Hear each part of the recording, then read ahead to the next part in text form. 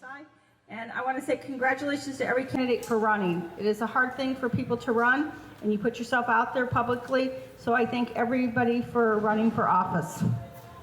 I'm going to start off and let every candidate introduce themselves, and they're going to give 2 minutes and talk about their platform, or just talk 1 to 2 minutes of who they are and why they're running. We're going to start off with Chris.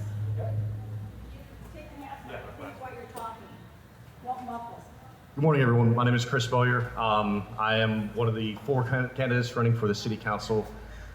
The reason I stepped up to do this ultimately started off with just seeing what our current City Council was doing in terms of leadership and how they're interacting with our community. Obviously, that's an issue right now that has been put up in front of us in terms of a recall election, as well as how everybody is sitting up here on all sides to actually run for this position.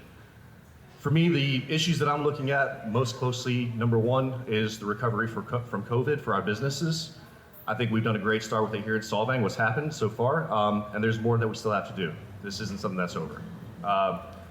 Number 2, I'm looking at the wastewater treatment plant. This is something that where every single year we go, the longer we go without upgrading this process, the more expensive it's going to be for all of us.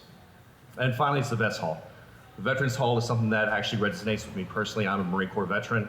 When I found out that that was under attack and potentially going to be torn down by Ed St. George, that was the thing that pushed me into actually running for this. Since then, I've had the opportunity to talk to many people in the community. I see actually a few familiar faces out here right now. And I've been able to listen to and hear the concerns of my neighbors and my friends. And ultimately, that's why I find myself now doing this, is every person in our community should have their voice heard by their city government. This shouldn't be something where we feel like one person has access just because you caught the right city council member at the right bar at the right time or anything like that. Accessibility is important to me. That's why I'm doing this. Thank you.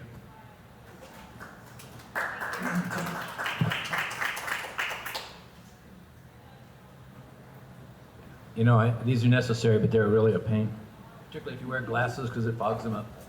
My name is Mark Infanti, and I'm running for the City Council. I'm running for a couple of reasons. One, I don't like what's going on with the current City Council. I think they have lost their vision of what the city residents want. There's issues of all kinds, and I'll give you a great one. For the 15 or 20 years prior to this City Council, nobody ever sued the city. Since this City Council's been in place, there's 3 or 4 suits and maybe more coming. This is an issue because the City Council is not working within the city and working within the rules. They have been trying to do things that are not appropriate. I could go on about that a while. I've been the last 40 years before retiring, I was a project management consultant. That experience and the fact that I have the time allows me to get in and support the city and ensure that things are going in the way the citizens want. And that's the other part of it. We need to allow the citizens to come up and be heard and be respected in their opinions. I've got probably 4 things, and like Chris, I agree with a lot of it. We have to have something to handle the COVID, but we need a financial plan. The current City Council has been spending money like they had an unlimited amount, and they don't. And we have a problem. And we have to set up a budget that'll get us through COVID and get us into the future. And that's an issue we need to deal with. We also need, again, to have things like character and culture of the city preserved. As Chris mentioned, the Solvang 2.0 did not do that. We need a little bit better design issues.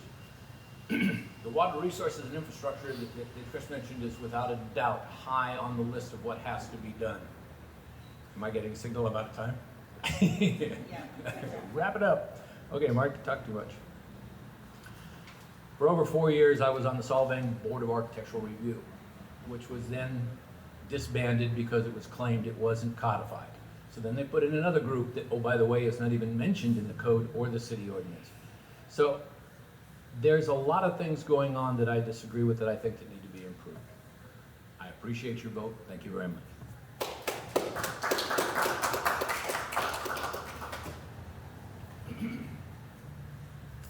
Good morning, Solvang. My name is Claudia Orona, and I am running for a 4-year seat for the Solvang City Council. Like all of you, I love this town. Myself and my family had the opportunity to grow our business and make a home out of this town. It's a beautiful town that is unique. It's unlike many towns that you see today. It's got almost no franchises. It's got a small town feel. And it's got a close relationship to agriculture and to the origins of our culture, our society. And it's got an incredible opportunity to grow business where people from all over the world visit every weekend. I was very grateful for this opportunity, and I want this opportunity to be available for everybody that lives here, for everybody that wants to make Solvang their home. So I am running on community first. There are people that live here and there are people that do business here year-round, and we need to make sure that as a city council, we are advocating for the needs of these people first. And this is tricky because often as Solvang residents, we want something completely different than the merchants want. So collaboration is very important. It's very important to listen to everybody, give everybody a chance to be heard, and so make them a part of discussion to make Solvang a better place for everybody. I am an advocate of transparency. It's very upsetting to see that many people feel like they don't know what's happening to the city funds. They go to meetings and they feel like things have already been decided, or there are agendas that are being pushed that have been discussed prior to meetings. There is a feeling of closed doors, and that absolutely has no place in a democracy. I am committing to making sure that people know that what's going on and that they don't feel like there are agendas being slipped behind closed doors. And the other thing that I am running in is engagement. I want everybody to feel comfortable to come and be part of this community. Thank you so much, and I yield my lack of time to the next candidate. Thank you.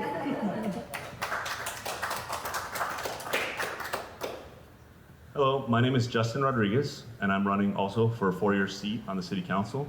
And I believe a lot of what I am running for is what a lot of the candidates are also fighting for. The wastewater treatment plant, the impending renovations that need to happen, because the longer it goes out, the more expensive it's going to become.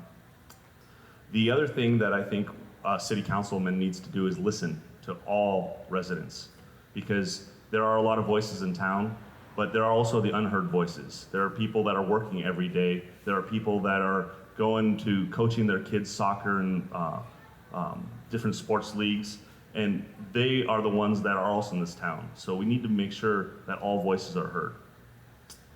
Fiscal responsibility is very important to me. I am a small business owner, so I understand keeping and maintaining a budget. So for the next 2 years, we need to create a budget, maintain a budget, and stick to that plan. I know that this current city council has caused a lot of uproar with certain groups. And the thing is, they've done a lot of good things and they've done a lot of bad things. Or I shouldn't say bad things, but there's a lot of things that people got upset about. So going forward, I'd like to build on the good and reach out to the community, listen, and make sure that everyone's heard so that we can get the community to move forward fiscally, responsibly. And one of the other things that I like to say is Solvang has to keep its charm, because Solvang has a Danish heritage. It's a beautiful little town. As Claudia mentioned, it's unique. It's a place that people want to come. Otherwise, there's no reason to come out here besides maybe some wine tasting. This town relies on its Danish heritage. We have to keep that alive. So going forward, we got to make sure that we maintain the look, the feel, the atmosphere. But that being said, the TRC is not the only part of this town. There's other parts of the town also that need to be thought of, and we need to make sure that those people are also heard. So we got to listen to everyone. There's a lot of squeaky wheels, but everybody has to be heard. So I appreciate your time. I'm running for city council because we need to keep this town fiscally responsible for the future. Thank you. Hi, my name is Jim Thomas, and unlike the other speakers up here today, I'm not running for one of the regular council seats. I'm running to replace Chris DeJernis should he be recalled. I moved to the county in 1973 to become a deputy sheriff. After several years, I was elected sheriff, and I moved to the St. Inez Valley when I was. I've lived in Solvang for the last 12 years, not been involved in the political arena, not being allowed to because of the employer that I had. I was restricted from being involved in political campaigns. What got me into this position is watching the city. I love this city. I live here, watching the city council meetings, and I've been involved in the political arena for a long time. And out of the 38 or more years that I've been involved, I've never seen an elected official act like this particular person has. He's disrespectful, condescending, unattentive. He's either on texting or on his computer most of the time, and he is not, in my opinion, the person that you would want to represent the city. I told myself I can do better than that, and that's what I plan to do. My opponent, Jamie, can't make it today. We were on the phone last night. In either case, I think either one of us would be a huge improvement should the recall take place. Thank you.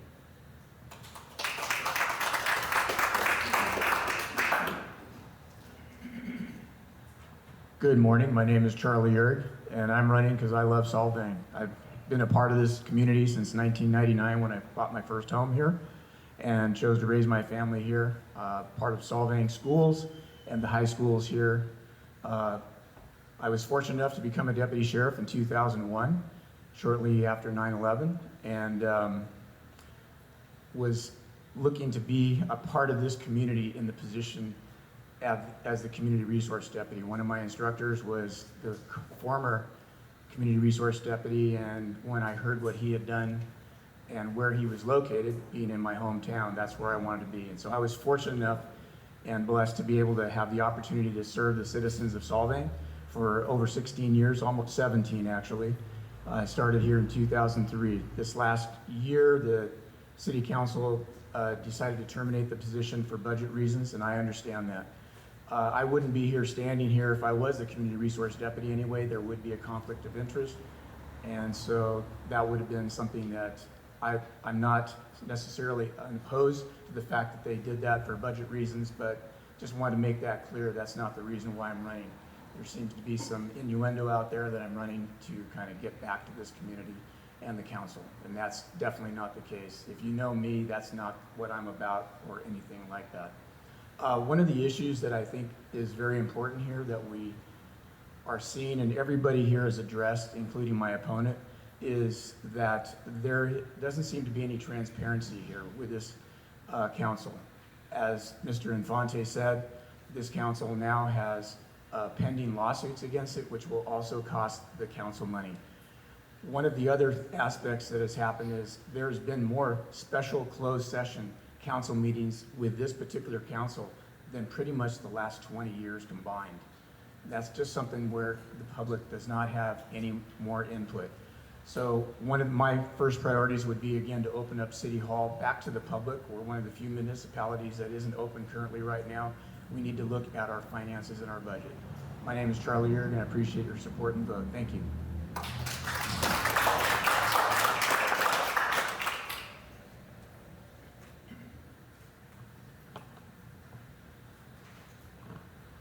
Good morning, everyone. Thank you for coming out this morning. Kind of early, but glad everyone's here and all the candidates have shown up. My name is Karen Waite. I am running for the position of the mayor for the city of Solvang. The primary role of a mayor is to lead a city council toward establishing long-term goals for the city and to address the immediate needs of its residents. Just like everyone here, I too have heard the very loud voices of concern of how our council is operated. When elected, I'll work to educate the public on the process and make sure every resident knows exactly how to participate in their government. I want to be the mayor of Solvang because I love living in this city. My daughters grew up here shopping at the sock store. My mother lived at Atterdag until she passed away on August 19th. My sisters and brothers-in-laws, sisters-in-laws, nephews love hiking here, biking, dining, and listening to local music and watching our holiday festivals, parades, and parties. Family and community make us great. And just like family, Solvang can grow and change while maintaining the essence of who it is. We can embrace the future while preserving their heritage, and I'm the candidate to do just that. My 3 years here on Solvang City Council have shown me that we, as citizens of Solvang, must work together on enhancing our infrastructure to ensure that we have reliable sources for our homes and our businesses. I will work to create community through safer pedestrian streets and reduce traffic congestion. I will build strategic partnerships with our neighboring communities. And again, I will promote transparency and hold the city financially accountable for your public funds. Thank you very much.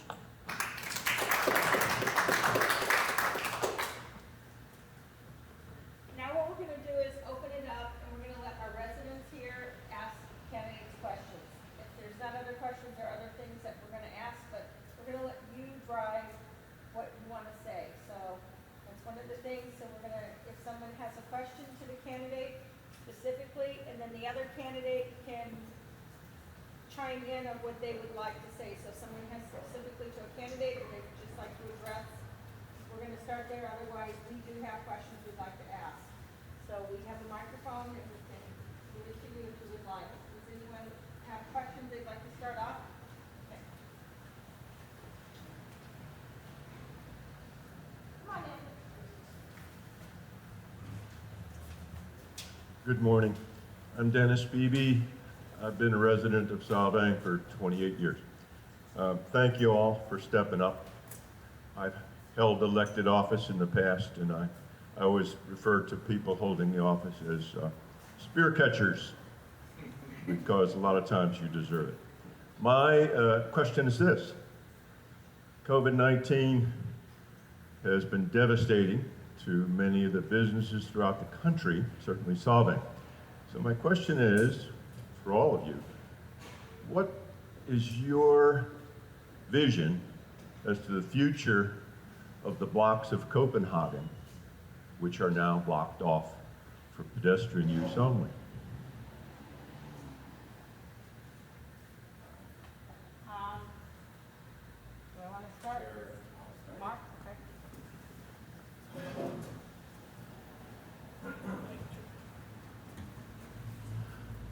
You just hit on a very big issue, and it's on a lot of people's minds. There's over 35 businesses on those 2 blocks. 4 of them are restaurants that are doing better because of it. The rest of the businesses are doing okay or not okay, depending upon their situation and where they are located. We've lost 50 parking places, so there's a whole slew of issues of what needs to be considered in that situation. The other part of it is, right now the Branding and Design Committee is trying to come up with a design for closures and tables and things of that nature. But the city council, in their infinite lack of wisdom, hasn't said what they're willing to spend to get that done. Are they going to make the businesses buy those tables and chairs, or is the city going to buy it? And if they're going to buy it, why are we doing it for 2 blocks and not the rest of the city? So the vision that I would have is not fully formed, to be honest with you, Dennis. I don't know that I have any great vision in mind on how to handle it. It is a tough problem. I'm not sure the city should be buying chairs. There's businesses here that have bought these chairs that you're sitting in, and now we're going to buy them for somebody else. There is a disparity between what is reasonable and what needs to be done. We needed to do what we did to start with. I agree. Shall we continue it? I don't know. We need to find out what's going to happen during the winter and the rainy season. Who's going to sit out there? What's going to happen? What kind of chairs and tables and umbrellas? All of those are issues that need to be addressed. That's as good an answer as I can give you. I don't have a perfect plan. Anybody else? I'm going to chime in on this one and say that indeed we haven't done nearly enough research to know what it is going to happen with the Copenhagen Drive. We have a tremendous opportunity right now because malls are closed and other attractions, amusement parks are closed. So that's making a lot of people consider Solvang as a place where to spend time away from other cities. So we have a tremendous opportunity here to receive people, introduce them to our town, and make sure they have a great experience so that they tell all of their friends and they come back. And they're a car ride away. The problem that I see with the street closure right now is that because our main drag is closed, that is affecting parking, that's pushing parking onto the neighborhoods. I don't think we've asked the residents how they feel about tourist parking and near the residences. Deliveries are a problem as well. Our streets, as quaint as they are, they're also very small and they are not built thinking about semi-trucks coming and delivering product to businesses, restaurants, and so on. So this is something that needs to be addressed whether we keep the street closed or not. Accessibility is also an issue. Have we considered what are the repercussions regarding the ADA guidelines regarding accessible parking? I don't think so. And a lot of businesses are chiming in and saying that while, yes, people are enjoying being able to use the streets to hang out, there's also businesses that rely on people parking nearby, and it discourages business for them if their stores are not accessible. So before we say whether Copenhagen Street should be closed or not, we need to consider all of these things. It would be very helpful to have maybe a civic engineer that is invested in Solvang, that is knowledgeable about what we need to take these decisions. So thank you so much. Thanks. I think, like all the other candidates are saying, there should be more data brought in so we can figure out what the best solution is. These are all really good solutions. I'm not sure if the city has to buy chairs or anything for other businesses. I don't think that's an appropriate course of action. But closing the street, maybe considering like a hybrid approach in the future where bollard posts can get put in and the street is closed in the busy seasons or for Danish days or other types of festivities could be considered, because I've heard both ways. Some of the businesses cater to local Solvang residents and not only the tourists. So those businesses should be heard and considered as well. So more data has to come in. I don't think it's enough time has passed with the current street closure, and it's just kind of a temporary thing at the time where the businesses that I see that are out there, especially the restaurants, they're not using, there's tables that were put out there, but they're not, if I'm not mistaken, they're not really waiting on tables out there. Like at Jeff's place, the Solvang restaurant, I remember I was like, hey, can we sit outside and can you serve us out there? He's like, no, those aren't our tables. So I think expanding those businesses' footprint might be a good idea if you can close the street down, because that opens up more tables for them, much more tax revenue generated from those businesses.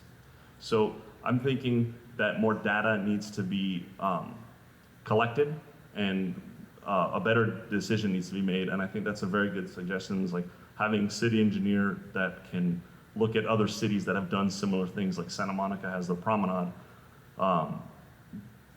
This could be done something similar in a similar way, but there's no parking. We're eliminating 100 parking stalls along that street if you close it down. So there's no, where are we gonna put the cars? So that's something that also has to be considered. So that more data needs to be collected, I think, before any major decision can be made. I agree with everything that everybody said. The thing that bothered me about it is when they first closed it, I went to every business and asked them how they felt about the closure. None of them had been contacted by the city prior to the closure and asked how that would affect their business. Obviously, it's a great business for the restaurants because they get to put their tables out there, but for other shops, not so much so. And I'm really concerned about the parking and the access for elderly shoppers to be able to get in there and be able to shop at those establishments without having to walk a block. I was happy to see that at least they did take the second block and open up the parking lot, because parking lot was half empty most of the time, and as you know, we have difficulty with parking for our patrons as it is. So I think it was done too quickly. I think they're trying to do a better study of it, but my opinion is that the people who opened their businesses or bought their businesses and operate their businesses there should have a major say. Because when they bought those businesses, that street wasn't closed. And I'd like to see more input from the actual occupants of the businesses before they make a final decision.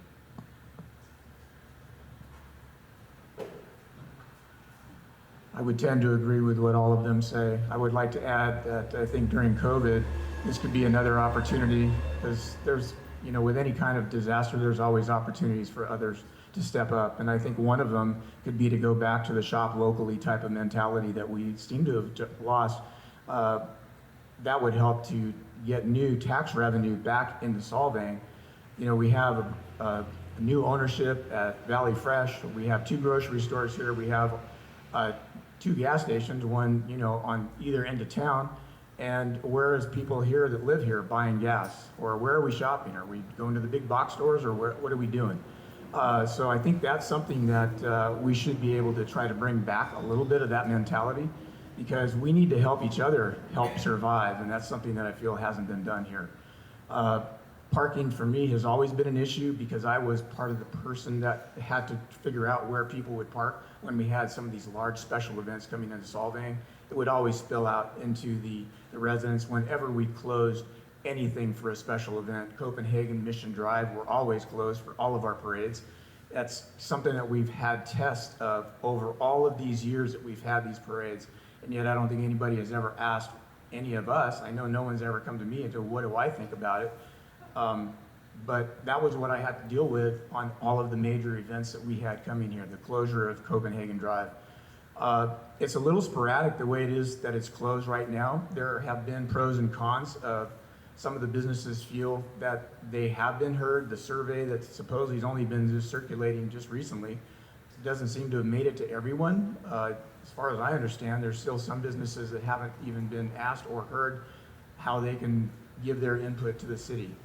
But the closure that we have is a little bit sporadic. It does benefit more the restaurants than it does any of the other businesses.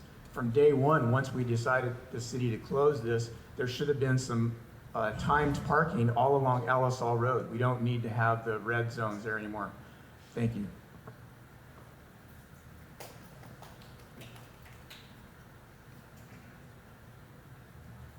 So Dennis, if I understand your question correctly, you're commenting on the current closure of Copenhagen and what it looks like in the future.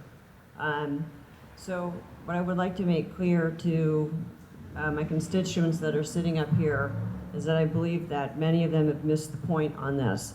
The City Council chose to temporarily close down Copenhagen for the benefit of the businesses and the residences, so that they were able to keep their doors open and increase their footprints during these unprecedented times. We've done that. It's been successful. This town has been thriving. The businesses love it.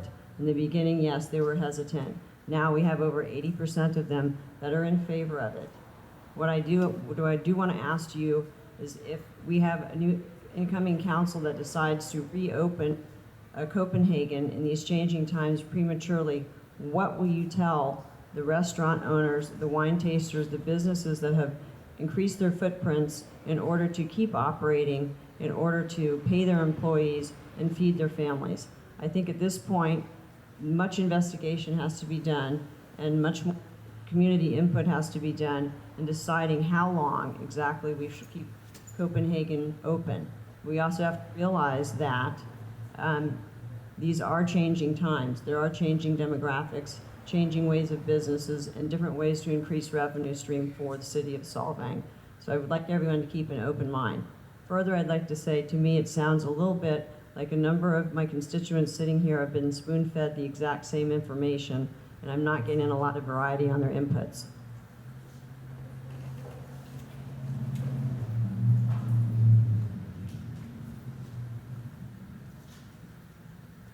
There's a saying I learned a long time ago: bold adjustments, small corrections.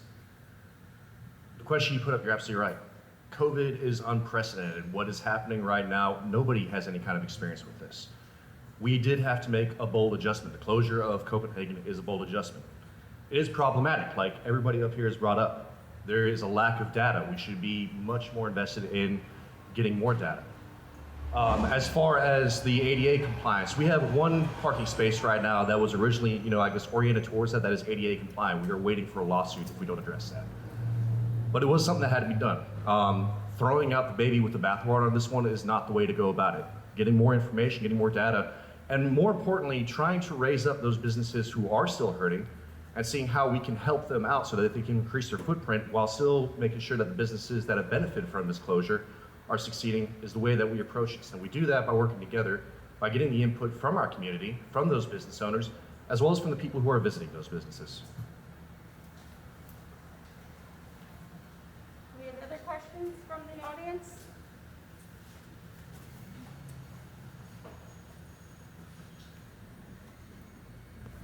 David Jameson, I live in Solvang. A little bit of a follow-up on the closure of Copenhagen. The concept is excellent. The execution has been slipshod at best. There's been kind of a thought that we need to kind of upgrade the level of our tourists in town. That's not going to bring in upgraded tourists. Tourists are going to look at that and go, this is like a third world garage sale.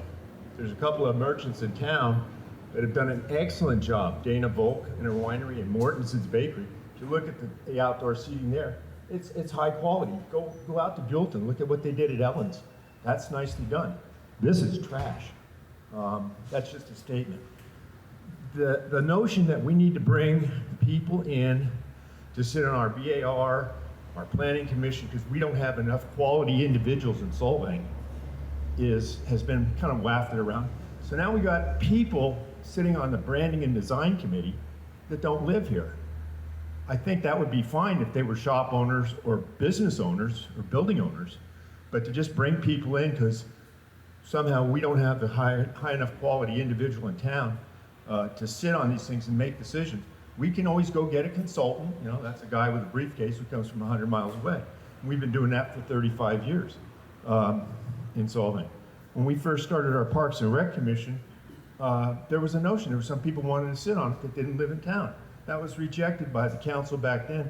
I'm just curious about your opinion as to how we move forward with committees.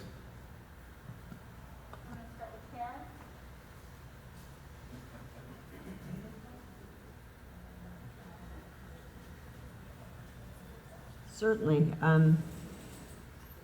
Starting forward with committees, I believe you're directly referring to the Branding and Design Committee. Well, we did start out with the Board of Architectural Review, of which I was a member with one of my constituents up here, Mark Infanti. It did happen to turn out that the actual Board of Architectural Review was not actually codified, and it was not a legal entity within the city of Solvang.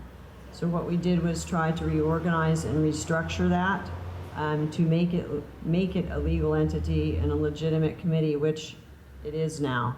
I've heard on a number of websites from my constituents that they may intend to disband the Branding and Design Committee, which was specifically designed to bring in elements from outside of the community that had extensive history in architecture, design,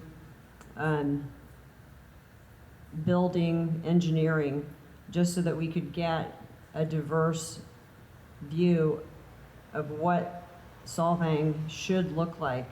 Try to bring it back to how it was originally designed by our founding fathers. So at this point, We are still in the process. We're in the process of designing this. We're in the process of dealing with our new board. And hopefully we can go forward all working together and get public input from the community as to what we want and how we want to see it. I'd like to point out to Mr. Jameson that when you're speaking about bringing in outsiders, there are many of our business owners here in town who do not live in Solvang, and they are outsiders. So this town really is composed of residents locally and from other areas. Can I address that, please?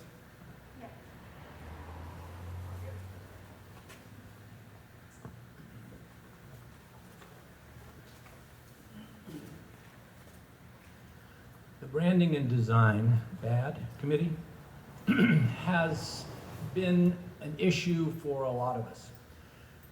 Karen and I were both on the BAR for a while, so she and I had some experience with the BAR. During the last election, if you'll remember the Councilman Diurnus's constant statements that the BAR was weaponizing the planning department.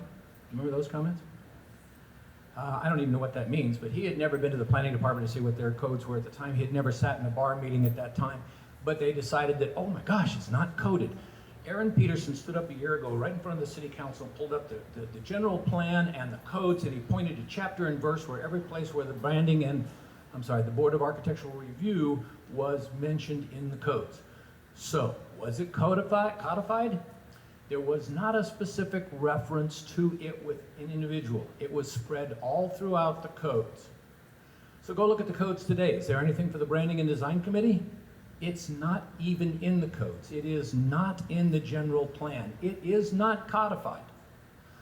On top of that, the city council in its infinite wisdom said, hey, let's go create something to get rid of the BAR. Oh, by the way, I was on the BAR at the time and they canceled it and they never notified anybody on the BAR that it had been canceled.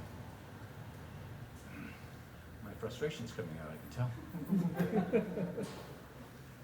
So, they created the Branding and Design Committee, put together 5 very, very good people. These are sharp people. Yeah, I agree with Dave a little bit that some of them don't live in the area and don't have a business in the area, but a lot of them understand it.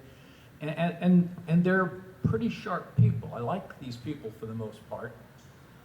But the first thing they're told is, okay, write a scope of work. What are you going to do? Think about that for a second. I'm going to create a committee. I'm the city council. Here's a committee. Go, she's going to cut me off. Go out and tell me what you're going to do. And they can't do that because they only meet once a month. They have Brown Act problems. They've never been given the Rosenberg's order of rules. That Branding and Design Committee, I think, is a problem.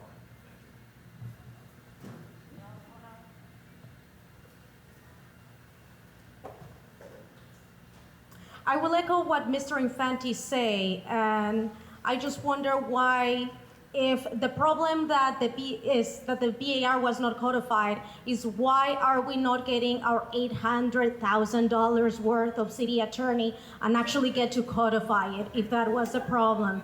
If you wanna make it more inclusive and make it so that residents of the Santa Ynez Valley that are able to serve and contribute something want to participate, then you just codify that. You don't have to spend the city's time and money to have somebody sitting there and try to figure out how this entity is going to work when you have a BAR and you have rules established.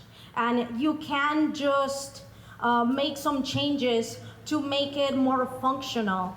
But I think the Branding and Design Committee and the motion to make it and substitute the BAR is a show of how the lack of foresight is wasting our city's resources. So we do need it, and I will say that as I was watching the last meeting and they were talking about what furniture do we bring, what planters do we bring, do we want umbrellas, do we want trellises? These are questions you should be asking your businesses. I am willing to say that none of the people sitting there have worked waitressing, putting up umbrellas and taking them down at the end of the day, because that takes staff, that takes a place where you're going to put them, and that also dictates what your furniture is going to look. So yes, it's great that somebody's stepping up to the plate and addressing the architectural and branding needs that we do have, because we do have them, but they need to reach out to businesses and make them part of the conversation before moving forward. Thank you.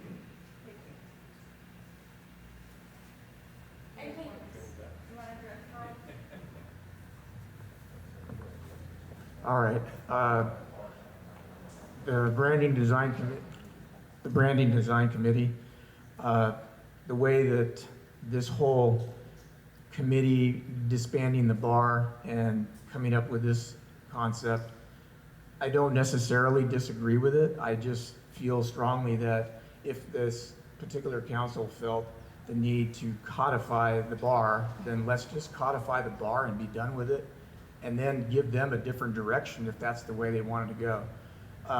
The current concept right now with the BDC, I don't necessarily disagree with, again, because I do agree that business owners should have a definite voice in what their businesses are going to look like.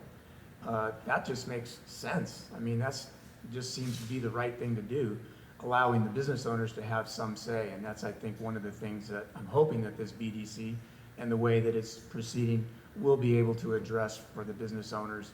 I know that, of course, they need to address the issues for the residents, and you know, it's not all about just signs and sign ordinances. I know that with COVID, there's been a lot of different things that have come down, a lot more leniency on enforcement of what's out there. Some of that stuff, I think we've decided as a whole that it hasn't been as bad as we originally thought it might be. So I'm not against the BDC as it's set up right now. I just think we maybe need to just give a little bit of time, but we definitely need to have them go through the Brown Act training and to get them codified so that they're in there as well. Otherwise, you're letting this committee go without that same thing that you're disbanding the bar for. That doesn't make any sense.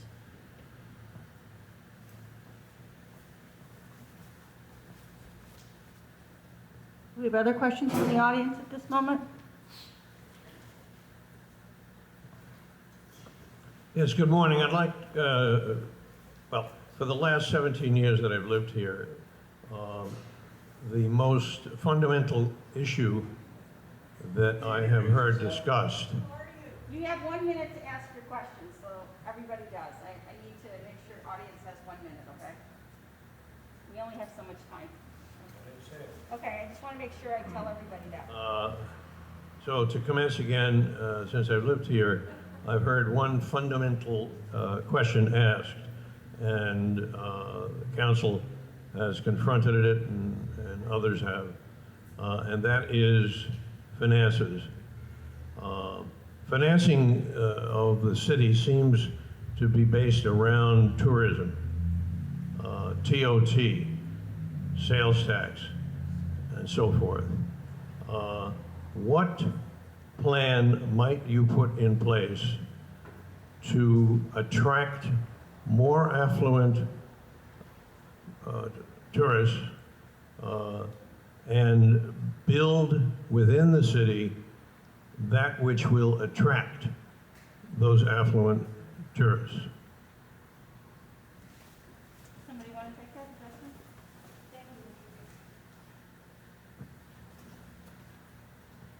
I think that's a very good question because City of Solvang a lot of these buildings have been built a long time ago. So I think being able to streamline the permit process, which I think this current city council has done to a certain extent, and make people that want to reinvest in their properties so they can bring them into the 21st century as streamlined as possible is very important. So I think it starts at the building department when someone wants to, like the water wheel building that's been sitting there rotting away for the last, 8, 9, 10 years. I have no idea how, it just looks like an eyesore. It's right in the middle of the TRC. So I don't think it's wise for certain people within cities, if they don't like a project or something, to sit on their hands. I think it's very important that the city is able to streamline the process and allow people to reinvest in their buildings. So being able to have a new look, as long as it's within the Danish heritage, it's so important, especially within the TRC. Make it updated, modern, so people want to spend time here, they'll want to spend their dollars, and I think that's very important. So I think that starts with letting people reinvest within their own properties and bring them into the 21st century, because we do have a lot of aging infrastructure in this town, and I don't want people to come to this town and say, been there, done that, because they've seen it once before and they left and they don't need to come back. They want to see something fresh, I think, every once in a while, and it gives them a reason to stay. Another thing that I've had an idea, and this town, as one of the other candidates mentioned, it's open right now, so people are coming. They can't go to Disneyland. They can't go to, this town sort of kind of prides itself on being a sort of little whimsical area. I think we should have like a Renaissance troupe or something and do like Viking days multiple times a year, or Viking weekends. Because I remember, I think it was the last Danish days, there was a little Viking village set up, and I'm almost finished, I just want to get this point out. But how cool would that be to have, you know, people dressed in authentic Viking gear to take pictures with the tourists that, you know, walking around town. So it gives atmosphere to this town. So I think being able to look at things like that would also help bring people in. They want to spend a longer weekend. Maybe they'll want to come in the middle of the week. If you did it on a Thursday, people would want to spend a day here. They'll take a day off work to come out here, spend more time, buy more food at the restaurants, stay in the hotels. That increases tax revenue. So these are ideas that I've had. So.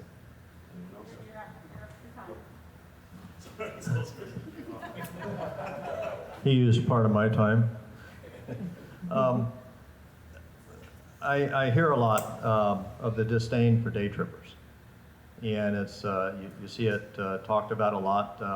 But I was a day tripper. That's why I moved here, and I think that applies to a lot of people because of the way that this community is and the way that its heritage has lasted more so than a lot of other places. I was impressed the other night when I watched the IDK presentation on marketing, and I thought it was excellent. I think that they're on the right track, although I was questionable whether we needed IDK or go back to the old system. I think that letting people see what's here and keeping what's here as it is very, very important. I think you're thinking maybe of bringing in something that would bring a higher, like a theater, that would bring in a higher clientele to the city. If that's something that could be worked out and falls within all the regulations and the design that the city is, I think that that's something that certainly would be worth looking at. But for the most part, I think that we should keep the city as it is, the way that the founding fathers envisioned it, as a place that enhanced by the Danish heritage and is welcoming to everybody who comes here, whether they come here for a day or whether they come here and stay for a week.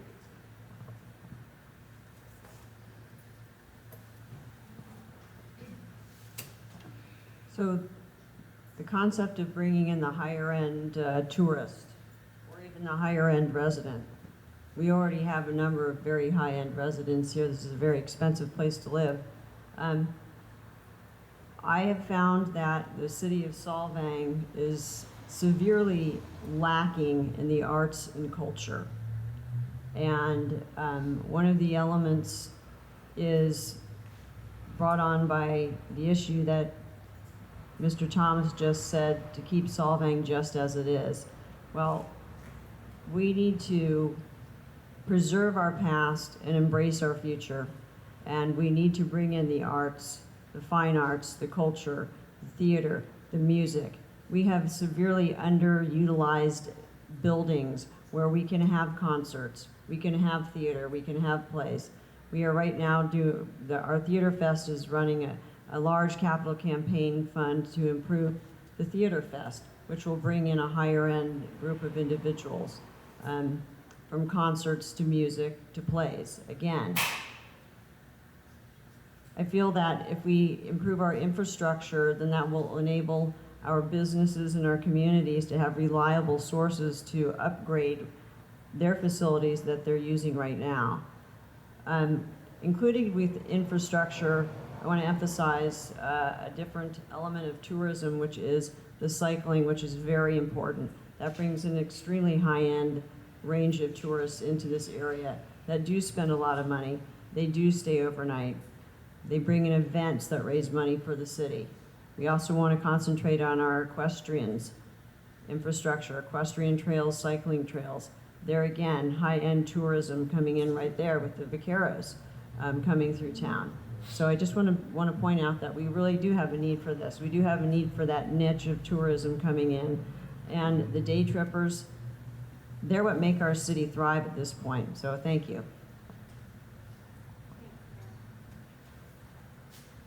So excuse me, one of my visions that I kind of see for here is also something like a community cultural center. It could be something similar to a museum where we actually not only celebrate the Danish heritage that's here, but it'd be something that maybe we could partner with a Shumash so that then they could bring in some pieces of this in the building that would house and show some of the Shumash activities that happened here. It would then piggyback to their cultural center that they're building over there currently right now so that they can showcase that. I think we need to try to embrace all of the different cultures here, not just the Danish culture. And as if you go to Denmark, as it is now, there is old and there's new. There's a modern Denmark. They're the ones that brought out this type of furniture that you're looking at right here. It's a great look. It's bold, it's modern, it's clean. It's different than this old style that we have here. Right up here, I would love to see an area where we could have concerts. As a musician myself, I would love to have more places to play here. Live music is a great place to attract people, and when you have something like that going on, it's perfect for that. We have a room right up here that is totally underutilized, and that could be utilized for concerts here. A building across the street that was a bank, maybe it could be called the Vault or something like that, and have some more concerts there. But I really feel that while we need to embrace the Danish culture that is here, because that's been here since 1911, prior to 1911, we had Hispanic and Mexicans that were here. We had the ranches and the ranchettes, and I think we need to embrace all of that and maybe bring that together in Solvang, which is the center and the hub of the valley, and let them stay here, and then they can go out and do day trips in other areas looking at what all of the other places of our valley have to offer.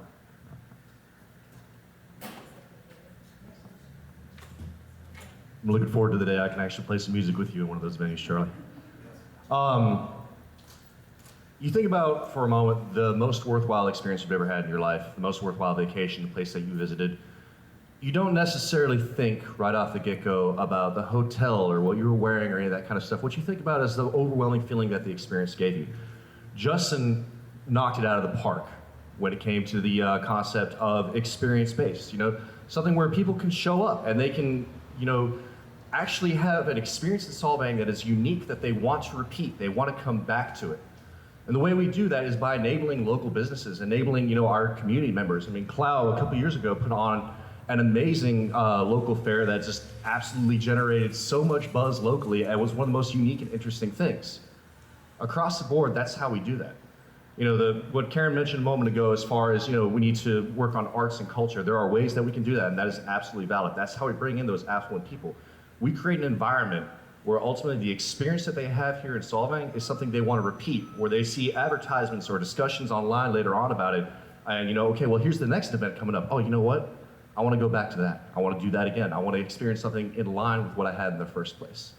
That's how we approach this. We approach this with making Solvang, the place where you fell in love with it the first time, just like I did, because just like you, Sheriff Thomas, I'm a day tripper. I was on my way to Santa Ynez, and I happened to bump into a little Danish town. I'm from northern Germany, originally, so I saw something that looked like where I was originally from, and I had to stop. And just walking around is what made me fall in love with it in the first place. That experience is the single decision, or the single thing that happened to me that brought me here and made me decide to stay. And that is the thing that's going to keep bringing people back. Thank you so much to the Not for the Solvang Ferry Festival and the Vikings that you were mentioning. They are in fact called the Ravens of Odin, and they are members of the Society for Creative Anachronism, formed mostly by families, members like my husband and I. Were just waiting for an opportunity to get in costume and come out here and entertain people. So please, I would love that opportunity. I spent many years as a tour guide, and I hear this question over and over again. So what else is there to do in Solvang? You know, we rode the trolley, we went to the bakeries, we had the Evo skivers, we're gonna go eat some sausages. What else is there to do in Solvang? It's a missed opportunity to take a look at 20 million people that are potential day trippers and say that they do not bring revenue at this point. Because guess what? If there is more for them to do, they will spend the night. They will say, yes, we have to spend the night because tomorrow there is a concert going on. There is a Viking festival going on. Taste of Solvang is happening. And tomorrow they're having a ball with all of these wonderful food. So we cannot overlook the opportunities that we have right now.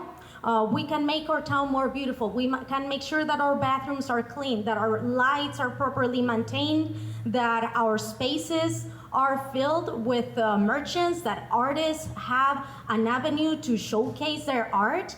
And if we work together as a community to just facilitate all of this collaboration and utilize the spaces that we have, the parking lots, the parks, the theater, the museums, all of these wonderful venues, then we are creating something unique that is encouraging people to stay in town.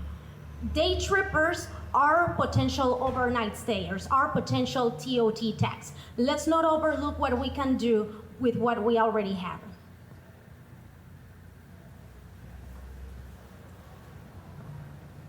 Do we have other audience questions? It's a 1-minute question and no attacking to any of the audience. I'm Ed Skit. This question is aimed primarily at the mayoral candidates, but I'd like an answer from everybody. If elected, would you feel the need to retain the current upper-level administration, i.e. the current city manager and the current city attorney?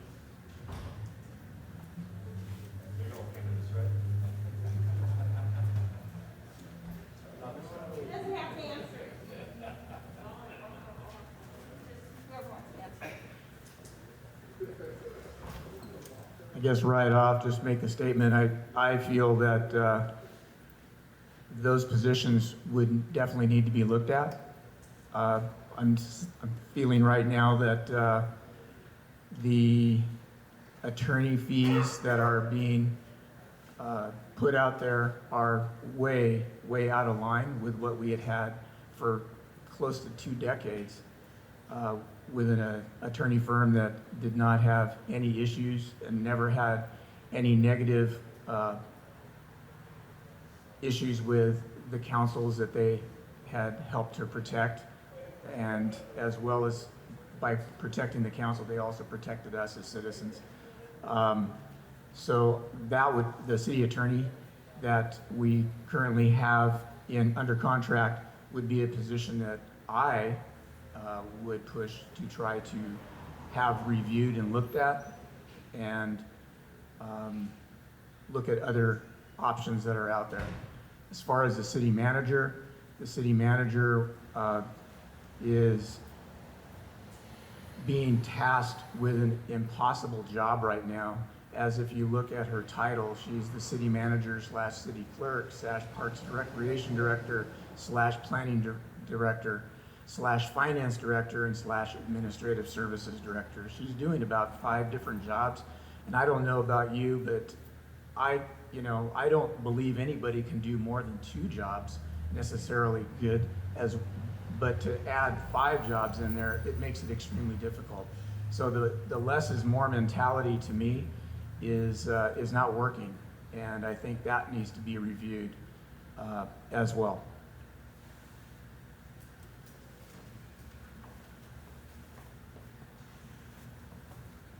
Well, from reading their websites and sitting here with constituents up here running for office who are so opposed to change, those would be some big changes, and those would be some very impactful changes onto the city of Solvang. And to hear this coming from my opponent, that they would want to, he would possibly want to change this out, to me would be detrimental at this point. I feel that consistency is important right now. These are unprecedented times. The city attorney has acted in a capacity currently in which we have asked him to do. We have had a number of issues for him to clean up. That is why it's been so expensive. We are understaffed, yes, right now because of COVID, because of the layoffs that we had to do in order to be able to maintain operating the city of Solvang. Even with the layoffs that we have done for personnel, we are down approximately, we're expecting to lose approximately $2 million in revenue at this point. If you're even suggesting that we hire back laid off personnel or that we switch out city managers or city attorneys, that is extremely costly. Costly to hire consulting firms, costly to bring employees back after we have negotiated possible termination agreements with them. I would only have to ask where you would intend to pull the money from. We have already dipped $1.8 million into our reserves to even be where we are right now and to continue functioning. I think it would be detrimental to make a kind of change like that.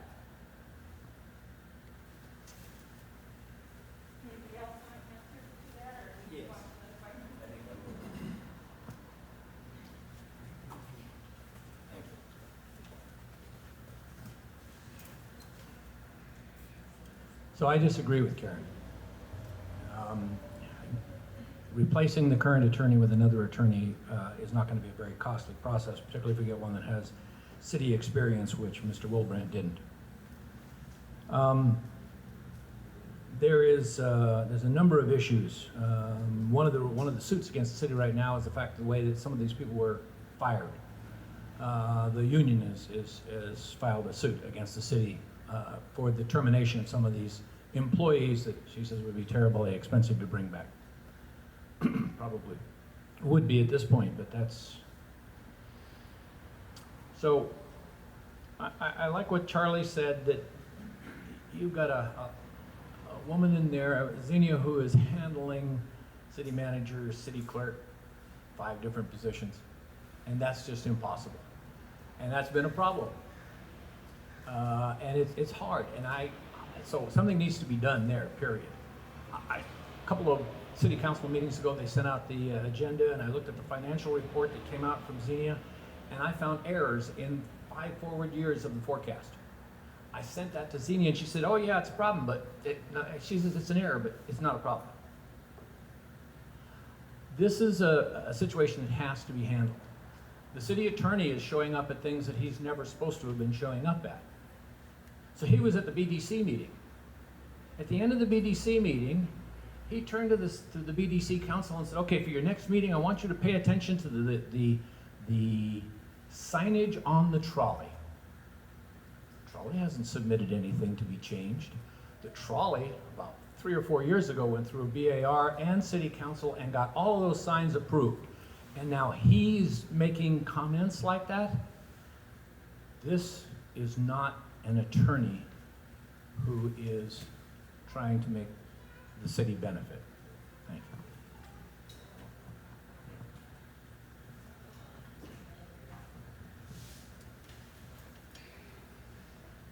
Seems like the more that we're paying our city attorney, the more we're getting sued.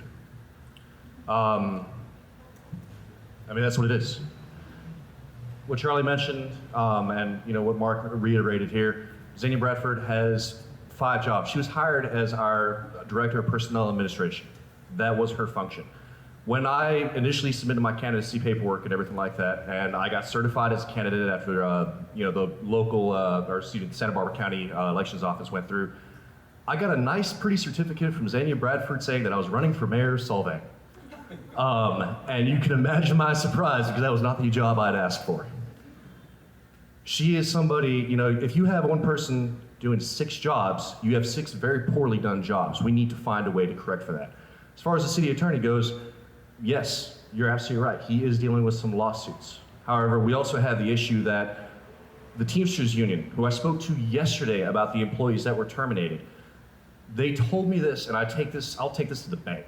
The reason that they have gone to the point of litigation against our city is because in trying to reach out and have a conversation with the city attorney and with the city manager, they have been repeatedly stonewalled. This is the last resort. All they wanted to do was to have these conversations. They didn't even get a phone call saying, hey, this is going to happen. So yeah, we need to hold these people accountable, absolutely. Am I saying that they're going to be fired? No, that could be a very costly thing, as you pointed out. But if we would be completely remiss in our duties, any person sitting up here, if we did not thoroughly look at that and honestly ask the hard questions of these people as to why that happened. And that starts with what happened to our city employees, and then that follows through on every other topic as far as this is your lane, this is where you were supposed to be staying, why did you shift over here? Why are you in front of the Branding and Design Committee telling them what to look at? Why are you charging us, the taxpayers of this town, for that service?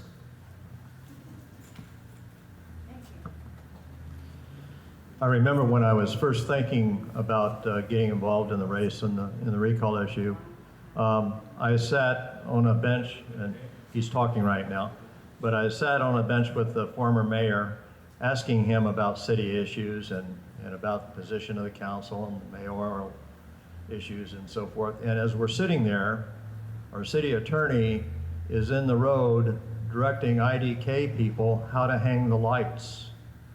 Seriously. Now, how many of you know who Mike Gazzoni is? Raise your hand, don't say. Anybody know who Mike Gazzoni is? Mike Gazzoni is the county attorney. He is the attorney for the entire county. He has probably 30 lawyers working for him. You ever hear about him? No. Because what he does is he sits there and gives advice when asked, doesn't try to be more than what his position is. Chip, I believe, has gone way beyond that.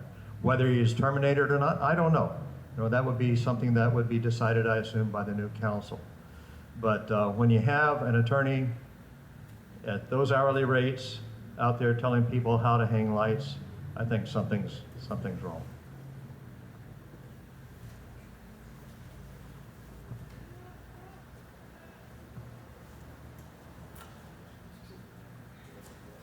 I would just like to point out right now that just about every person sitting up here has broken about 4 items of the protocol for this forum.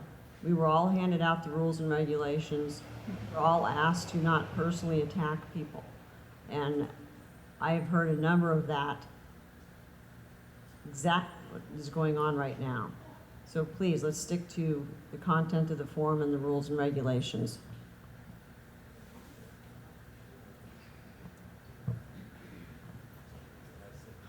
I'd like to just acknowledge the people that are working right now through the whole COVID situation, because as I think Karen said, that a lot of us are looking at this from the outside in and having to meet with regulations of social distancing and keeping the city running. I think it's kind of a thankless task.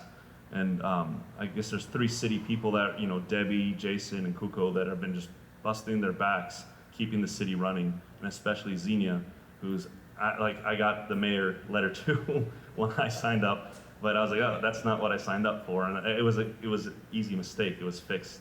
But yeah, that we have to acknowledge the fact that these people that are working for the city right now are working very hard to keep the city going.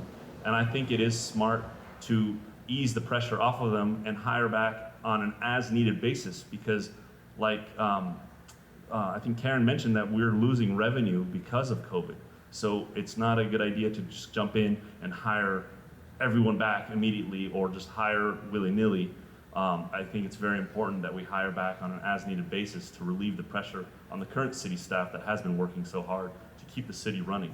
So it's a good idea to look at that, to relieve pressure off the people that are working very hard, but keep that in mind that we do have the COVID situation that we have to deal with, And like I mentioned in my opening statement, keeping the city fiscally sound, fiscally viable for the future is very important because we don't want the city to go bankrupt, and we just can't spend money willy-nilly. So I think it's very important that we do relieve the pressure off the people that are working very hard right now.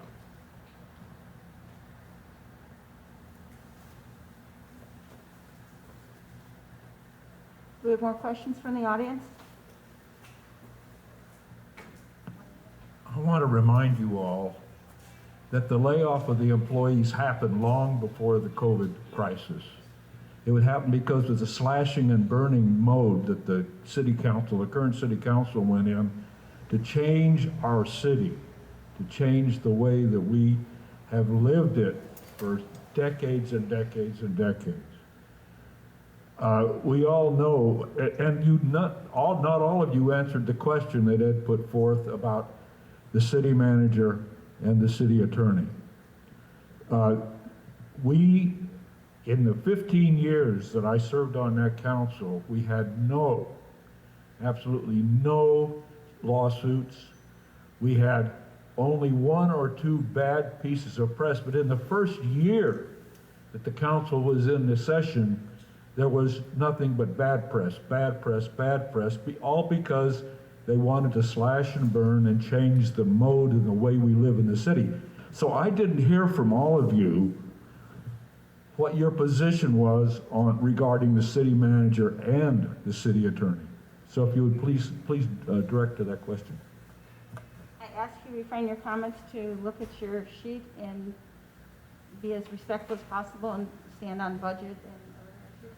I think that's a good question, and I think it's important for the city council to provide vision and let the city manager work and let the city employees do their jobs. I think that's the thing. I don't think they need to be breathing down their necks or always constantly on top of them. So that's a very good question, but let the city manager work. Let them do their jobs. So that's what I have to say about that. City employee morale is bad. That's because of that. I don't think there's anything offensive about questioning why we are paying so much money in city attorney fees when I see that cities that are much bigger than Solvang are spending anywhere from $175,000 to $200,000 a year on city attorney fees. For that price, you can have a full-time attorney on the office. And my understanding is that historically, we would keep a city attorney on retainer for about $10,000, and he would act as a consultant. What I see when I go to the city and I do my paperwork, I filed my applications, I spent a whole year trying to make a case about why my family deserves to do business in Solvang. And I saw that the city attorney is following Zena around saying, I would like to go over your to-do list for the rest of the day. The city manager is an executive position. This is somebody that should understand civics, engineering, should know how to manage employees, should know how to delegate. So I would argue that if the current city manager, and by the way, we've done her a huge disservice by asking her to do the jobs of 5 people. There is no way that the most qualified person in the world can do that job well. You can only do a crummy job at best. But if she needs to constantly consult the city attorney about what to do, she either doesn't have the staff to do it, doesn't have the experience necessary to manage the city. So we need to look at what a disservice we're doing to this town by having somebody that is underqualified. And the truth is that we don't know if she's qualified to do the job because we haven't given her the tools to be able to do her job correctly. But I would argue that, yeah, she shouldn't need supervision by a city attorney.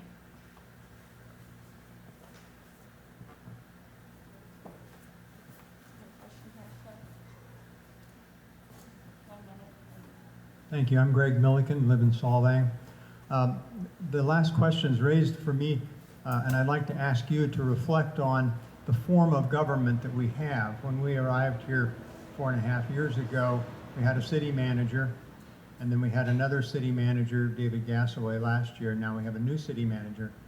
Could you talk about your understanding of the form of government that we have here in the city and how you think it ought to work going forward compared to how it's been going in the last 2 years and prior?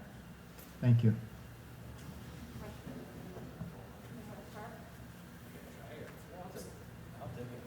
It's up to you. I'll let you. We'll argue about who can come up with this. Yeah.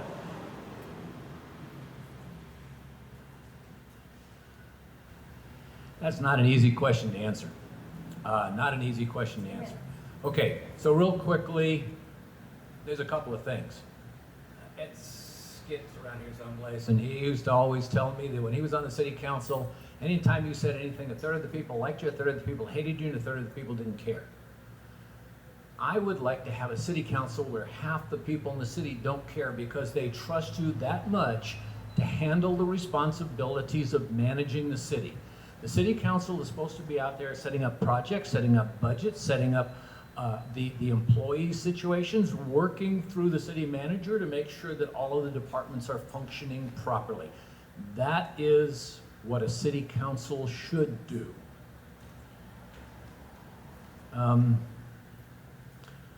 The other part of it is that the citizens of the city need to be able to speak to the city council and say, here's the issues that we think that need to be addressed. I have been asking a lot of people what they thought were the big problems in the city. It depends on what neighborhood you're in. One person told me the biggest problem she had was the guy down the street had a truck up on jacks and it was ugly. Okay? Yeah, okay. That's a city code thing. But it was important to that particular person. People down by the river are concerned about the bicycle path that's going to cause a problem with their neighborhood. People in different parts of the city have different issues. They all need to be able to come to the city council and get a reasonable response from the city council with regard to those issues. That's the way I see it happening.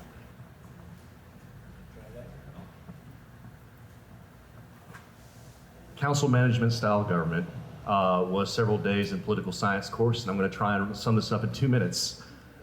Look, at the end of the day, we entrust certain people, starting with our city manager, to be able to inform our city council effectively as to the issues. We are here, the purpose of our elected officials is not to be the ones who come up with all the policy ideas, to come up with all these kind of things.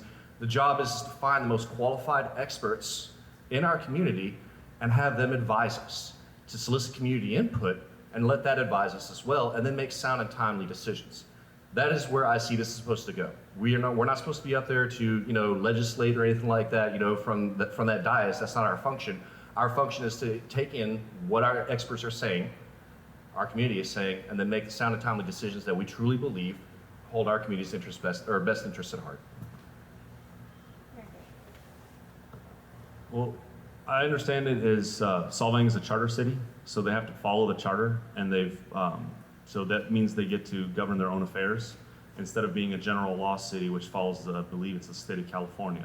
So with the charter city, whatever the city council, I'm assuming, decides, and you've been here longer than anyone up here, Karen, so I mean, they need, I guess that has the authority to, I think a charter city lets them fire and hire whoever they need on as-needed basis. So that's the difference. I think that's your question, is how the law is structured. And I know that Solvang is a charter city, it's not a general law city.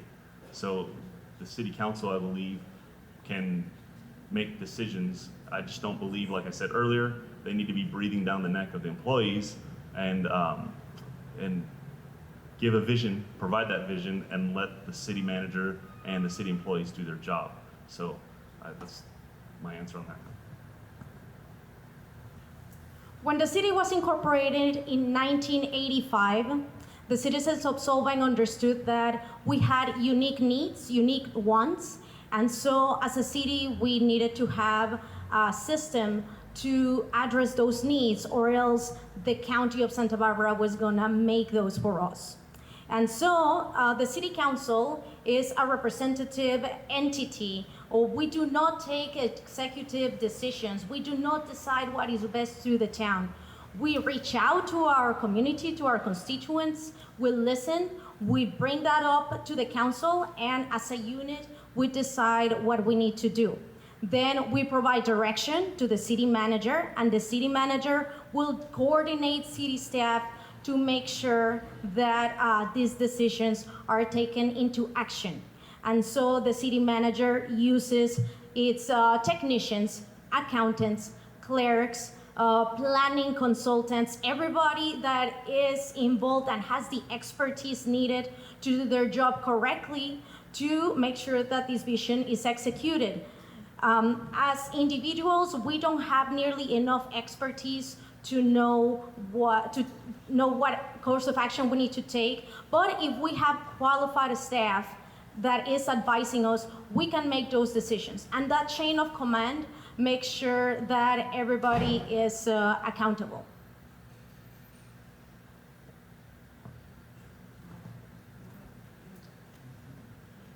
The previous speakers have touched on most everything I think that you're asking, but simplistically, I think that the city council is there for you.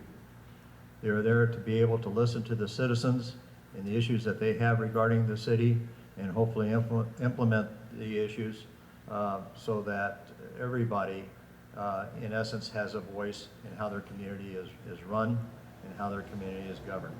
I think the city council is representative of the people, and in being that they are there to listen and to answer your questions and to provide information on ways that you can, improve your way of life here. And I see it as a representation.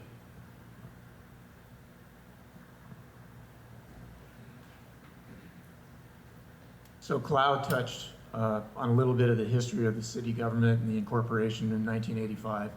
And at that time, a council was formed, 5 members, of which there was no mayor. That was specific office. Every person there was alternated as a mayor.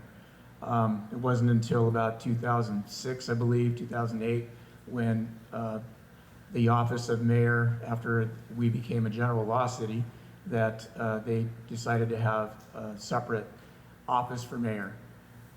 That does not mean, though, that the mayor is the one that is directing everybody and is telling everybody what to do.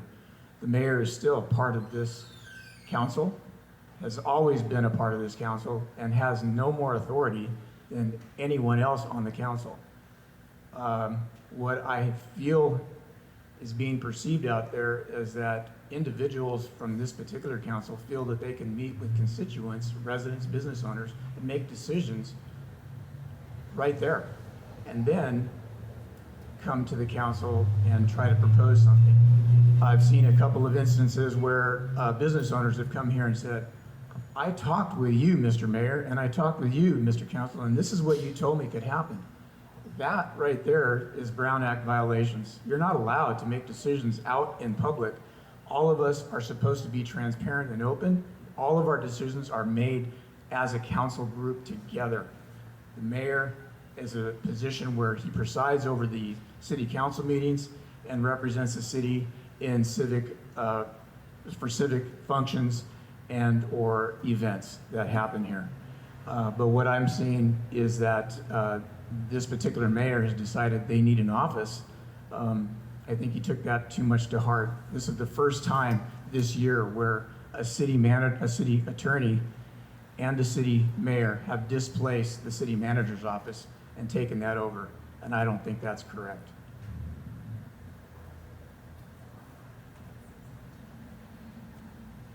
Mr. Milliken, how I see the government of the city of Solvang going forward, got about 4 words that'll sum this one up.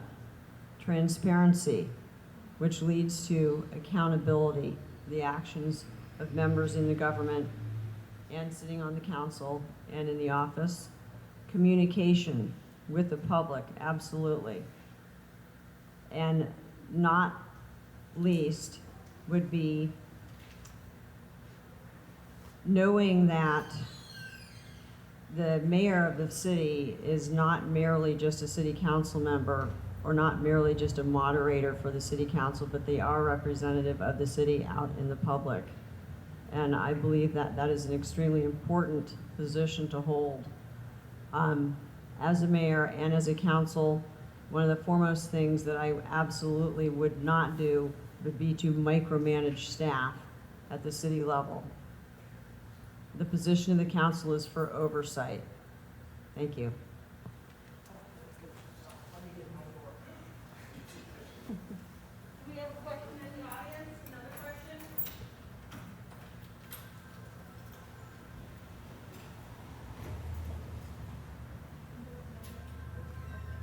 This is just really brief.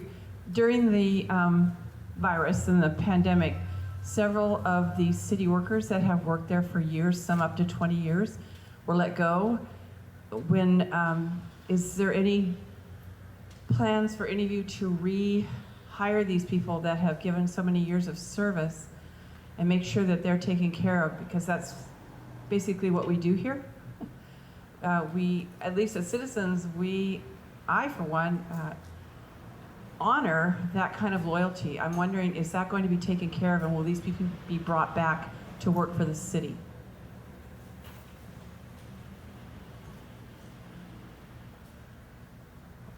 Somebody, do you have it directed to somebody, or does somebody want to take it to start?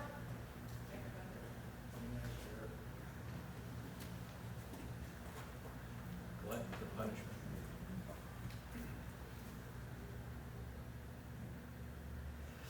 The easy answer to that one is yes.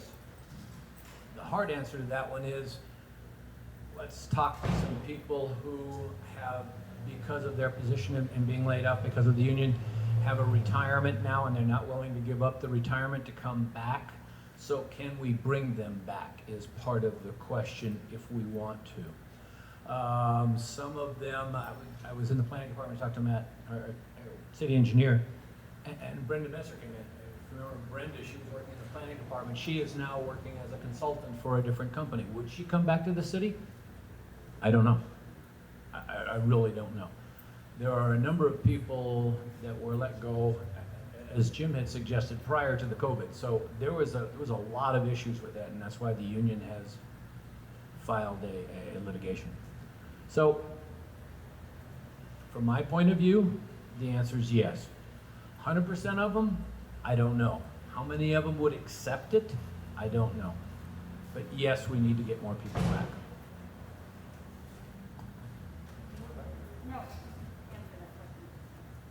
So I'll try and keep this quick because I know everybody has places to be after this one, unfortunately. What Mark said is absolutely right. The conversation I had with the union yesterday covers that as well. The answer all of us want to say is we would like to bring back the people who were let go, especially in the unceremonious way that they were let go.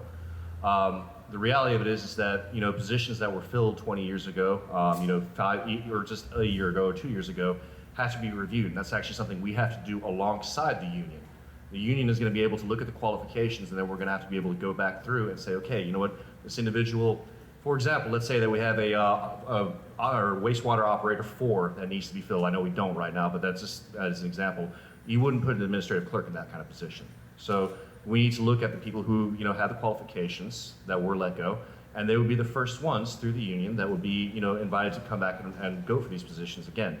Some of them may not want to come back. I personally know that if, you know, I were let go in that way, I'd probably, you know, be happy to pursue my career in the private sector and, you know, stay with that. Other ones may not be able to come back. Other ones may retire. The option needs to be there, but whether anybody can say that yes, they are all going to be brought back, that's just not something we can say right now.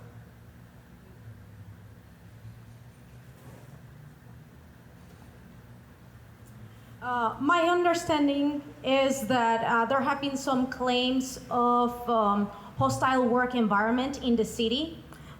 Being a chef for 5 years, I know what a hostile working environment is, and I can understand that in a kitchen, it has no place in a kitchen, and it certainly has no place in our city hall. I would love to bring expertise back.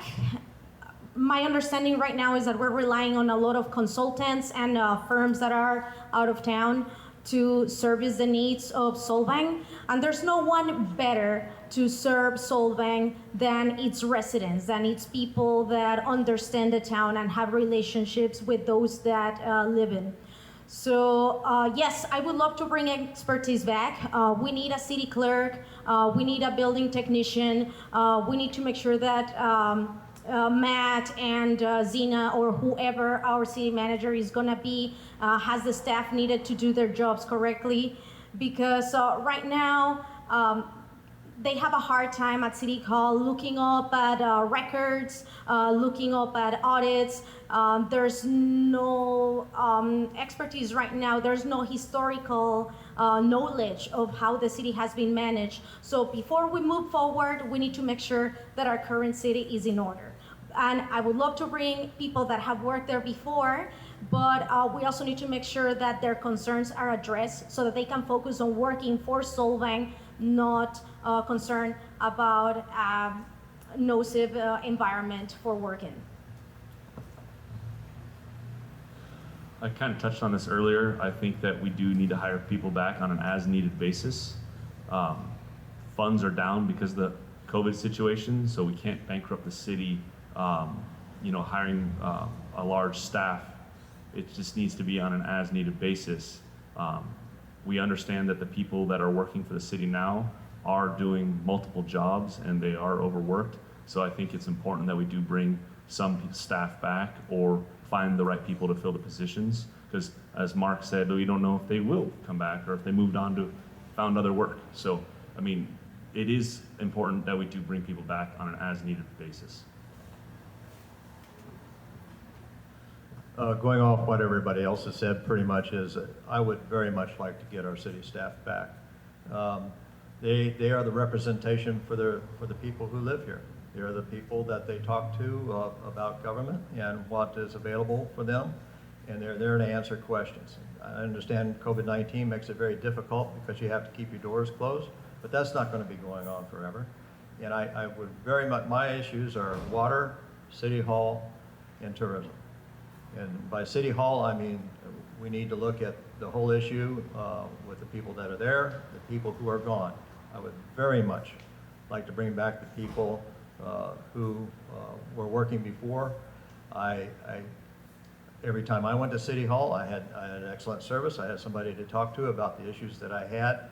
Now it's very, very difficult. We've lost institutional knowledge with that, which is a terrible thing to have, is bringing in folks who don't really understand the city, don't understand the people who live in the city, and don't have the answers when they ask those questions. And I just think it's really critical that we restaff the City Hall the way it should be.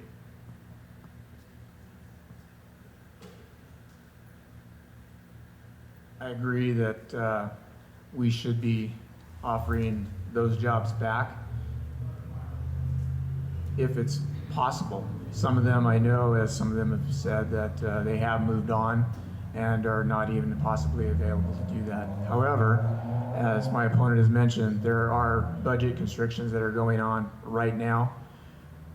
One thing that the former mayor Richardson did mention is that while this excuse of COVID has happened, all of those cuts happened prior to that by at least a good month and a half. So to say that COVID was the reason that these people were let go, that's doing a disservice to those people and to the residents here that really know better, that that is not the reason that these people were let go. It seemed that there was an agenda out to get rid of certain staffing members and departments, and basically they got gutted, and that was not right. It wasn't given the due process that I feel that they deserved. Most of them never had an opportunity to even address what the city council thought was the problem with their department, and never had the opportunity to respond to even answer that, which that then has led to the hostile work environment that those cities had, those city employees had, along with the current city employees that are there now. Every one of them is overworked, and we need to get them help. And the first people that should be offered those jobs back would be the former employees that were there doing those jobs in the first place. And again, I feel like while we may have saved the money in the budget, I think it was 1.3 or $4 million that was proposed out there. We've spent almost that, if not equal, with IDK and our current city attorney. And those two positions right there could, being eliminated or looked at, could possibly pay for the budget that they had. So all we did was just trade expenses.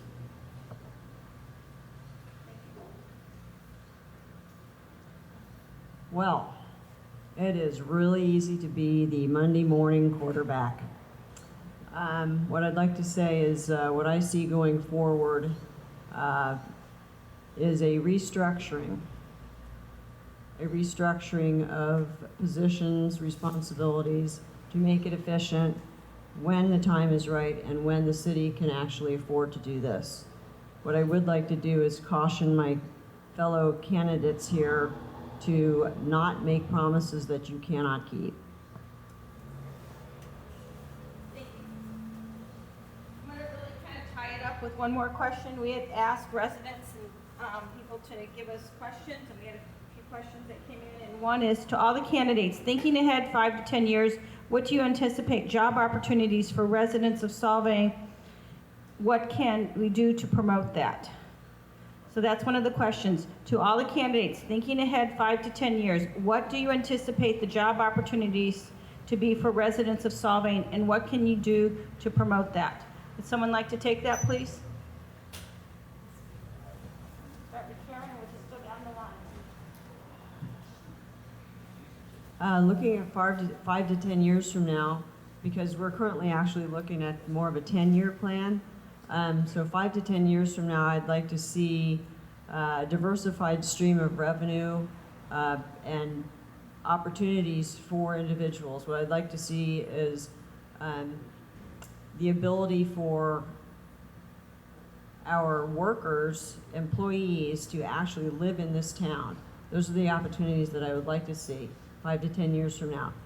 Expanding business opportunities, having the infrastructure to support the expansion of businesses, offer more types of businesses, and the availability of residents to live and shop here.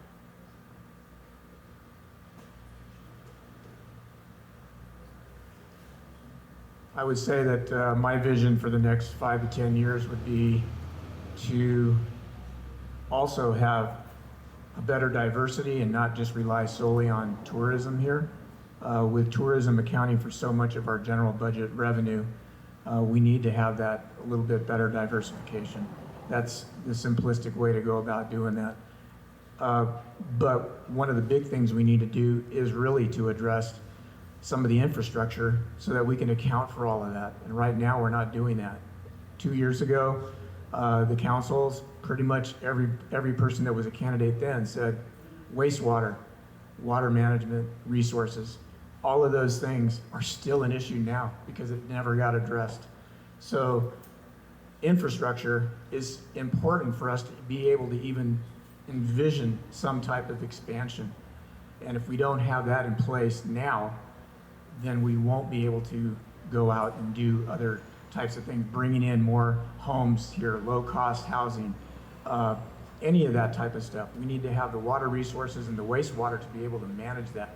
And if we don't get those issues taken under control now, we won't be able to have that in our future.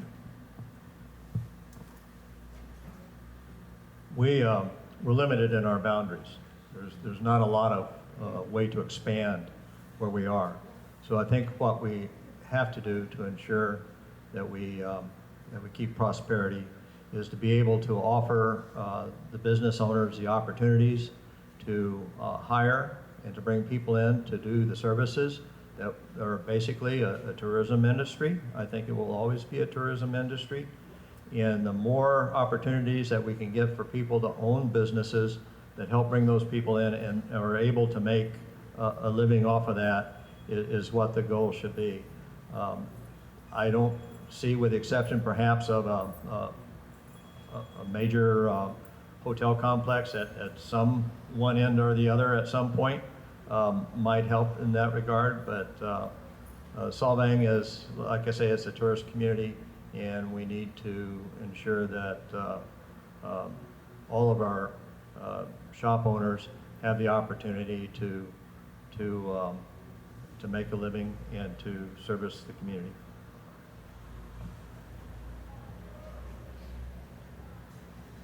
I think that's pretty accurate, Jim. So letting the businesses reinvest in their buildings for the future, as I mentioned earlier, streamlining the permit process, allowing people that own businesses here or that are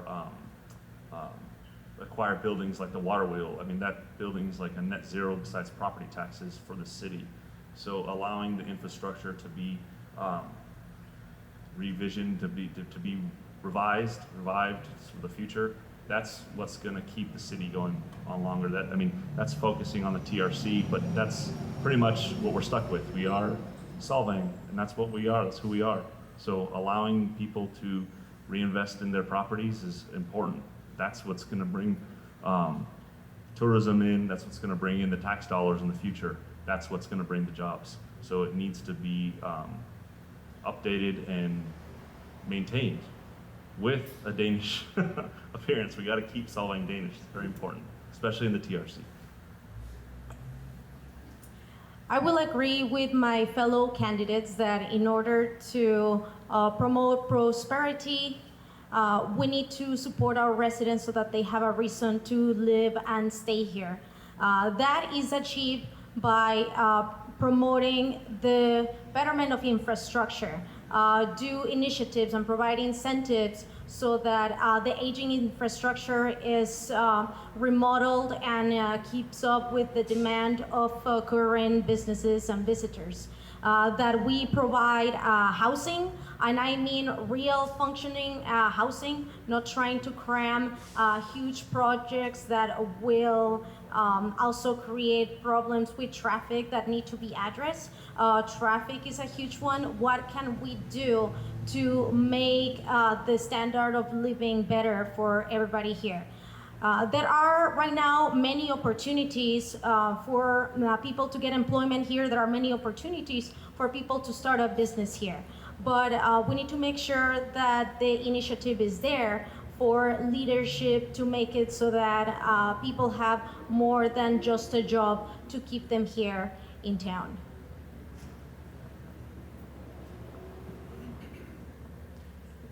Jim brought up a subject. The current city council has passed what's called an urban boundary initiative, which basically says you can't expand the city, you can't grow out. So the diversification of the city would be difficult if we don't have a place to bring in a business. I don't know that that's the issue, but there are several things that need to be done, and I agree. By the way, if you haven't seen the agenda yet for the Planning Commission, they're going to build an apartment complex right here in this empty lot. That's going for the Planning Commission. There's another one at the other end of town. So there is going to be more housing brought in here. It is going to have jobs for the construction. It is going to be residences for the people that live here. So there are things being done, and I think they need to be continued. The diversification is a very difficult issue. I like the ideas also of incentivizing our current businesses to improve their situation. Thank you.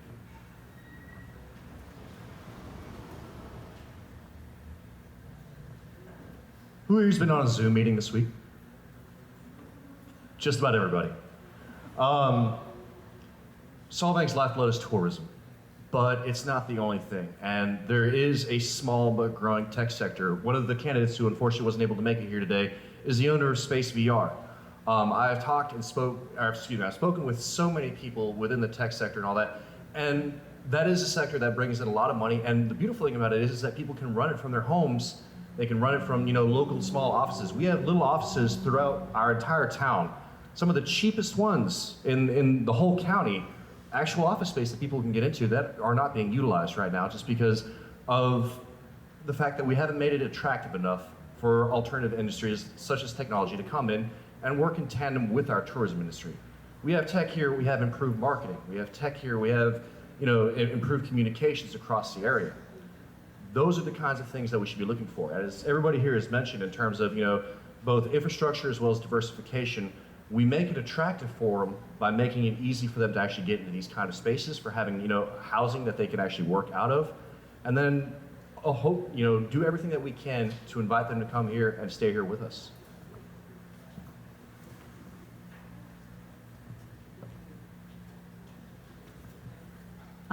We're kind of ready to close up.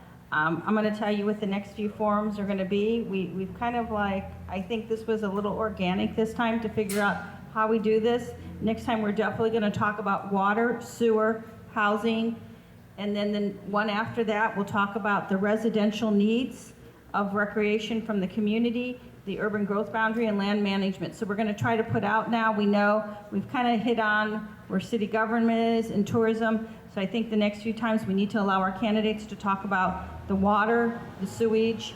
We have 4 more of these ahead. And we're taping everything, so that allows our other residents that are quarantined to stay in.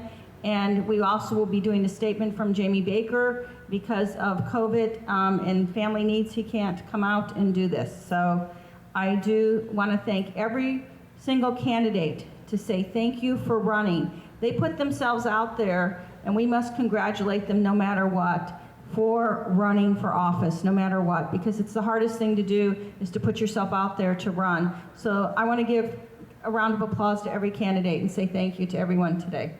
Okay. Yes, sir. Can you announce the dates and the location? We have it right up here on a sheet. So there's sheets right up here just for it, tomorrow is 9 a.m. at Bethania Lutheran from 9 to 11. And I will work with the candidates to go over the 2 topics or 3 topics we need to do. I think we just tried to figure this out. When I've seen them before, the press says, here's the same question to everybody. Some can answer it, some can. I think we wanted to hear from the residents what they had to say, and we'll put it out still to the residents, and we did put it out to the business community since this is run through the business community from the chamber. But we do want to hear from our residents, and we do very much care what our residents think. The one after that is Tuesday, right here again, 8 o'clock in the morning till 9:30. And then the following Thursday evening is Wine with the Candidates at Casa Casara, and that from 6 to 8 o'clock. And then we have the following Saturday on the 10th at Bethania Lutheran again. And I ask if you know someone that's coming to Bethania Lutheran, please bring your chairs there, because otherwise we do not have chairs to use because of COVID-19. And we tried to do this very respectfully to everybody with COVID. And I really thank all my candidates for coming out here today and doing this. And the main thing is to vote. No matter what, we ask you vote. And I thank you very much for coming out today and being part of this. And thank you to all the candidates. The candidates will stick around. They have, so you can have that one-on-one time and talk with them. And thank you to be as respectful as we can, and that's the one thing we do. And thank you for coming today.